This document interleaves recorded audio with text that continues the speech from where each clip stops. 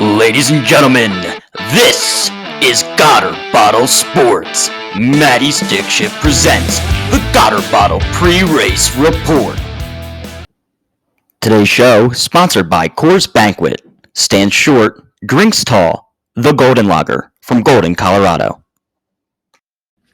Hello everybody, I'm your host Matty Stickshift and welcome to the GotrBotl Pre-Race Report. Before we get into it, let's recap last week's Daytona road course.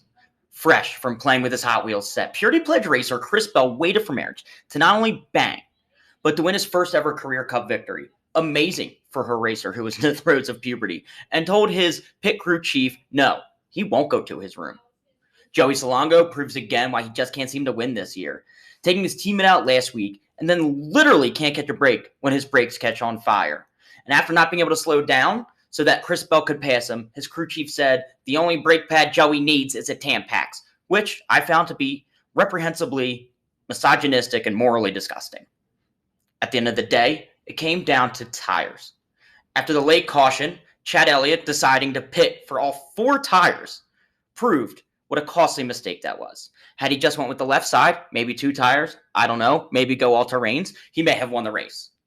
I'd like to add that the post-race inspection found an unsecured lug nut on Chris Bell's Toyota, leading all to believe Joe Gill's Racing may be leading race innovation by loosening lug nuts. In fact, many of the top 10 racers this week may go sans lug nuts, no lug nuts at all, lug nut free, hoping to get an advantage.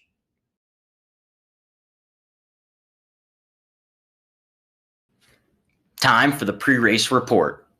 This week, we head to Homestead, Miami for the Dixie Vodka 400 for a 267-lap, 400-mile race around a 1.5-mile oval track. That was a lot to say.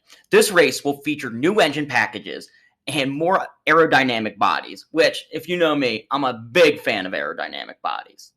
Let's go through a couple of my picks for this week.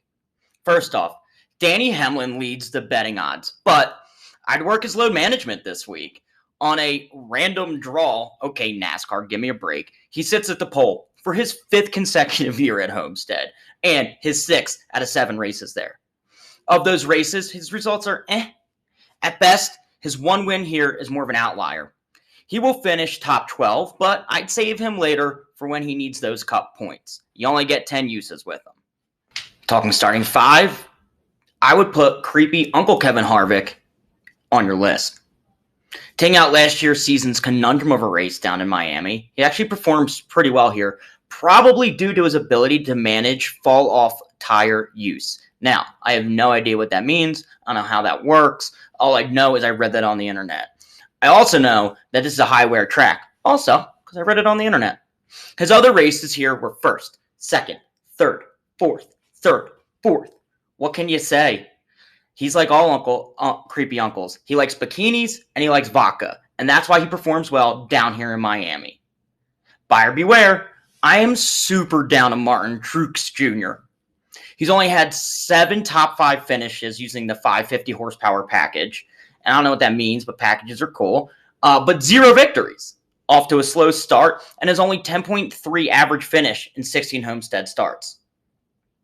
I got 2 high-risk, high-reward picks for the boys and girls at home. First up, Austin Dillon. Austin Dillon is boring. He has 2 stupid first names. He benefits incredibly from nepotism in the NASCAR world. And in my opinion, is going to be an average racer for years to come. But this is more about track than racer. Digging to his past, he won here in the Truck Series and the Xfinity Series and seems to bode well down in Miami. Would I go with an Austin Dillon? If you're looking to save a couple picks for the big guys, your Chad Elliott's, your Danny Hamlins, I might save them and start Austin Dillon this week. My other high-risk, high-reward pick is none other than former Santa's Workshop employee and colleague turned driver Tyler T. Red Reddick. After a tough start, he looks to rebound in Miami. Last year, after starting 24th, placed 4th here at Homestead, Miami, Dixie Vodka 400. He also won the Xfinity Series here in 2018 and 2019. This guy knows this course. He fucks here. This is Tyler Reddick's place. If he's not in your top 5, think you're messing up. He's a sophomore sweetheart. Give him a chance. He's going to play well. One other thing I like is his knack to run the high lane near the wall, where there are many good grooves for racing and tire wear. Again, read on the internet, sounded really good, so I threw it in the script. Lastly, my tip for the week in the pre-race report is to stay clear away from Kyle Busch. One, part of Joe Gill's racing. They already got Danny Hamlin. They got the young guys coming up like Chris Bell. Kyle Busch seems to be fading, and I can tell you why. Because he won't practice. We're talking about practice, not a game, practice. And he refuses to practice before any race. Don't know why.